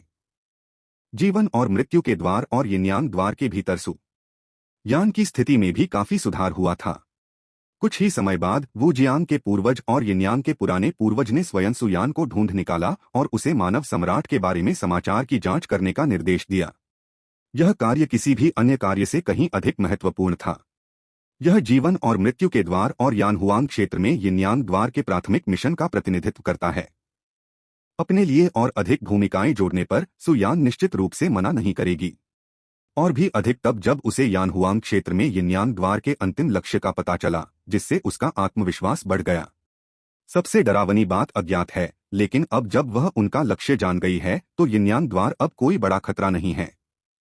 और ऐसा ही हुआ। सुयान ने यिनयांग द्वार के खुफिया नेटवर्क पर नियंत्रण कर लिया और यानहुआंग क्षेत्र में एक नया प्रभाग स्थापित कर दिया। वह जो संसाधन आवंटित कर सकती है उसमें पर्याप्त वृद्धि हुई है। अधिक संसाधन प्राप्त करने के लिए सुयान ने ये परिवार के कई साधकों को यिन्यांग द्वार में शामिल होने के लिए लुभाया। यदि लाभ कमाना है तो निश्चित रूप से आपको अपने लोगों का पक्ष लेना होगा।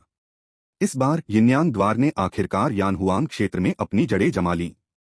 उच्च अधिकारी बहुत संतुष्ट हुए और उन्होंने सुयान की योग्यता की भूरी भूरी प्रशंसा की और उसे पर्याप्त पुरस्कार दिए। दूसरे लोग इतने लंबे समय तक यानहुआंग क्षेत्र में पैर नहीं जमा पाए, लेकिन सुयान ने जल्दी ही ऐसा कर दिखाया। अगर यह उसकी क्षमता का प्रदर्शन नहीं था तो और क्या था? वे मन ही मन खुशियां मना रहे थे। हालांकि ये फान प्रभावशाली था, उसे यह एहसास नहीं था कि उसके अपने परिवार की महान महिला ही उनकी सबसे बड़ी गद्दार थी। अब उनकी सबसे बड़ी आशा यह थी कि सुयान जल्दी से मानव सम्राट के खजाने की खोज कर सके। यह जानते हुए भी कि वह निश्चित रूप से मानव सम्राट के खजाने की खबर नहीं देगी, सुयान को दिखावा बनाए रखना पड़ा और कड़ी मेहनत करनी पड़ी। धीरे धीरे सुयान का कार्य का केंद्र यानहुआंग क्षेत्र की ओर स्थानांतरित हो गया। जहां तक चांगमिंग विश्व का प्रश्न है, उसने अनजाने में उसे छोड़ दिया। सब कुछ इतना स्वाभाविक रूप से हुआ। न केवल सुयान बल्कि दीर्घायु संप्रदाय के 1000 पत्तियों वाले मंडप और 1000 पत्तियों वाले स्कूल ने भी अपना ध्यान यानहुआंग क्षेत्र पर केंद्रित कर लिया है। वर्तमान यानहुआंग क्षेत्र ये परिवार के विकास का मुख्य स्थान है। ये परिवार की वर्तमान ताकत के साथ भी यानहुआंग क्षेत्र जैसे विशाल विश्व को पूरी तरह से विकसित करने में हजारों साल लगेंगे। क्षेत्रों का विस्तार करना किसी तरह कम महत्वपूर्ण हो गया है। ये फैन को निश्चित रूप से सुयान का संदेश प्राप्त हुआ। मानव सम्राट का खजाना ये फैन के लिए कोई बड़ा आकर्षण नहीं था, लेकिन ये जियाओ जियाओ के लिए, जो मानव सम्राट का पद रखता है, यह वास्तव में एक दुर्लभ खजाना था।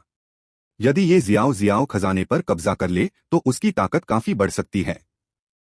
हालांकि दुर्भाग्यपूर्ण बात यह थी कि भले ही ये फैन अब विश्व गुरु है, फिर भी वह मानव सम्राट के इस खजाने का पता नहीं लगा सका। ये फैन को तो यह भी संदेह होने लगा कि क्या खजाना सचमुच यानहुआंग क्षेत्र में मौजूद है। बेशक ऐसे खजाने का अस्तित्व जिसे पाना आसान है, मानव सम्राट कहलाने के योग्य नहीं होगा। हर चीज को तब तक इंतजार करना होगा जब तक यानहुआंग जागकर अपना जवाब नहीं ढूंढ लेता। शक्ति स्तर 30,000 से बढ़ गया। दीर्घकालिक कार्य पूरा करने के लिए मेजबान को बधाई। कबीले शक्ति रैंक 11 पूरा का दावा किया जा सकता है। जब से यानहुआंग क्षेत्र 3000 क्षेत्रों का सा बन गया, ये परिवार की शक्ति का स्तर तेजी से बढ़ने लगा। आज उन्होंने अंतःकुल शक्ति का कार्य पूरा कर लिया और कबीले की शक्ति के स्तर में वर्तमान वृद्धि के आधार पर कबीला शक्ति रैंक 12 संभवतः कुछ ही समय में पूरा हो जाएगा। सिस्टम पुरस्कार का दावा करें। मेजबान को पुरस्कारों के लिए बधाई। 14 स्टार पोजीशन और 1 मिलियन पारिवारिक भाग्य मूल्य। यद्यपि ये फैन की सबसे अधिक वांछित पारिवारिक वंशावली प्रकट नहीं हुई, फिर भी ये 2 पुरस्कार स्वीकार्य हैं। 14 सितारे दयु अमर राजवंश को सभी 28 सितारा पदों को इकट्ठा करने की अनुमति देते हैं, जिससे एक पूर्ण सितारा सेना बनती है, जो उनकी लड़ाकू क्षमता को उल्लेखनीय रूप से बढ़ा देती है। दूसरा पुरस्कार, जिससे सबसे अधिक लाभ पाने वाला व्यक्ति निश्चित रूप से बाइजे है। ये परिवार की मूल दुनिया के अंदर बाइजे के बगल में लेटा हुआ नीला ड्रैगन अचानक खड़ा हो गया क्योंकि उसकी ताकत बढ़ने लगी। इन सभी वर्षों में ये परिवार के प्रचुर संसाधनों से पोषित होकर नीला ड्रैगन की साधना का स्तर पहले ही अमर सम्राट के मध्य चरण तक पहुंच चुका था। हालांकि अभी बाइजे की साधना का स्तर अभी भी चरम गहन अमर था, लेकिन बहुत जल्दी ही बाइजे ने गहन अमर क्षेत्र को तोड़ दिया। प्रारंभिक चरण अमर सम्राट, मध्य चरण, फिर अंतिम चरण। थोड़े ही समय में बाइजे की साधना का स्तर लगभग एक बड़े क्षेत्र तक सुधर गया था। बाइजे का कभी कभी अचानक सफल हो जाना, एजियोर ड्रैगन को इसकी आदत हो गई थी। बाइजे ने अपनी सफलता पूरी करने के तुरंत बाद एजियोर ड्रैगन को विजयी भाव से देखा, मानो कह रहा हो, क्या मैं महान नहीं हूं? नीला ड्रैगन ने अपनी आंखें घुमाई, अपने पंजे फड़फड़ाए और बाइजे को संकेत दिया कि वह नीचे ही रहे। जल्दी क्या है? क्या आप अभी भी जल्द ही पीछे नहीं छूट जाएंगे? अपनी साधना में सफलता पाने के लिए भाग्य पर निर्भर रहने वाले बाइजे की तुलना में एजियोर ड्रैगन की प्रगति स्पष्ट रूप से अधिक तेज थी। एजियोर ड्रैगन के पंजे के इशारे को देखकर बाइजे तुरंत मुरझा गया। यद्यपि उनकी साधना का स्तर अमर सम्राट के स्तर तक पहुंच गया था, लेकिन बाइजे को एजियोर ड्रैगन को हराने का कोई भरोसा नहीं था, जो अमर सम्राट के मध्य चरण में था। आखिरकार बाइजे एक शुभ जानवर था जो अपनी लड़ाकू क्षमता के लिए नहीं जाना जाता था। बाइजे, जो पहले ही हार मान चुकी थी, को एक नजर देखते हुए नीला ड्रैगन अपनी नींद जारी रखता है। बाइजे केवल अनिच्छा से एजियोर ड्रैगन के बगल में लेट सकता था और एजियोर ड्रैगन की तरह गहरी नींद में सो सकता था। यिन और यांग द्वार यद्यपि यानहुआंग क्षेत्र में स्थापित है, परंतु वास्तव में इसने अन्य क्षेत्रों में युद्धों को भड़काना शुरू कर दिया है। लगभग उसी समय मानव कुल द्वारा नियंत्रित कुल 13 महान ब्रह्मांडीय दुनियाओं ने विद्रोह करना शुरू कर दिया। यिन और यांग द्वार, जीवन और मृत्यु के द्वार, दोनों ही मानव कुल के अधिकांश साधकों के लिए अपरिचित हैं। हालांकि आज इन साधकों ने देखा है कि ये दोनों शक्तियां कितनी भयावह हो सकती हैं। जो साधक पहले आपके मित्र हुआ करते थे, वे अचानक इस समय आपके शत्रु बन गए हैं तथा आपके विरुद्ध विश्वासघात कर रहे हैं। इससे बचना सामान्य साधकों के बस की बात नहीं है। यहाँ तक कि अमर सम्राट भी अचानक पकड़े जा सकते हैं और उन पर छिपकर हमला किया जा सकता है। जीवन मृत्यु के द्वार और यिनयांग द्वार ने इसके लिए कई वर्षों से तैयारी की है। चूंकि उन्होंने खुद को उजागर करने का साहस किया है, इसलिए उन्हें अच्छी तरह तैयार होना चाहिए। इस दिन मानव कुल के अनगिनत साधक मारे गए और अनगिनत सेनाएं इन दो प्रमुख शक्तियों के नियंत्रण में आ गईं। सम्राट क्षेत्र की शक्तियां, जो अतीत में शायद ही कभी देखी गई थीं, दो प्रमुख सेनाओं से पागलों की तरह बाहर निकली, एक भी पैसा खर्च किए बिना। इनमें से कुछ अमर सम्राट पहले कभी प्रकट नहीं हुए, कुछ ऐसे हैं जो गुमनामी में खो गए हैं या जिनके पतन का संदेह है, और कुछ ऐसे हैं जो अभी भी कुछ अमर सम्राट बलों को नियंत्रित कर रहे हैं। और अब ये शक्तियां वे सभी जीवन और मृत्यु द्वार तथा यिन और यांग द्वार के लोग बन गए हैं। यह स्थिति अत्यंत भयावह है। प्रदेशों के बड़े से यिन और यांग द्वार तथा जीवन और मृत्यु के द्वार के हाथों में आ गए हैं और मानव कबीला कम समय में प्रतिक्रिया नहीं कर सकता है। जब ये फैन को इस स्थिति के बारे में पता चला तो वह भी हैरान रह गया। जीवन और मृत्यु के द्वार और यिन और यांग द्वार की शक्ति ये फैन की समझ से परे थी। कम से कम ये अमर सम्राट ये फैन की सूची में नहीं हैं। ऐसा लगता है कि जीवन और मृत्यु के द्वार में सुयान के अधिकार को बढ़ाना अभी भी आवश्यक है। सबसे अच्छा तो यह होगा कि अमर सम्राटों और ताओवादी पूर्वजों की एक सूची बनाई जाए। अन्यथा अन्य अमर सम्राटों के साथ व्यवहार करते समय किसी को इस बात से सावधान रहना चाहिए कि क्या वे जीवन और मृत्यु के द्वार के लोग हैं। चांगमिंग विश्व, जो यानहुआंग क्षेत्र के सबसे निकट है, भी बहुत अधिक प्रभावित हुआ। होंगयुन, तुम्हारा इससे क्या मतलब है? सम्राट गुआंग हान ने अपनी आध्यात्मिक आत्मा में तीव्र पीड़ा महसूस करते हुए अविश्वास से अपने मित्र सम्राट होंगयुन की ओर देखा। सम्राट होंगुन चांगमिंग विश्व के अमर सम्राटों में बहुत प्रसिद्ध हैं और उनकी शक्ति शीर्ष पर है। किसने सोचा होगा कि सम्राट होंगयुन यिन और यांग द्वार का सदस्य होगा? गुआंग हान, मैं तुम्हें अपने यिन और यांग द्वार में शामिल होने का एक मौका दूंगा। सम्राट होंगयुन ने उपकार तो किया, लेकिन अपने कार्यों पर रोक नहीं लगाई। सम्राट होंगयुन की ताकत सम्राट गुआंग हान से ज्यादा थी। अब जब उसने अचानक हमला कर दिया था तो गुआंग हान उसका कोई मुकाबला नहीं कर सका। जैसे ही सम्राट गुआंग हान का नाश होने वाला था, एक आकृति अचानक प्रकट हुई, सम्राट गुआंग हान को अपने साथ ले गई और जल्दी से शून्य में गायब हो गई। पीछा करने की कोई जरूरत नहीं है, हम यहाँ चांगमिंग दुनिया में हैं, वे कहाँ भाग सकते हैं।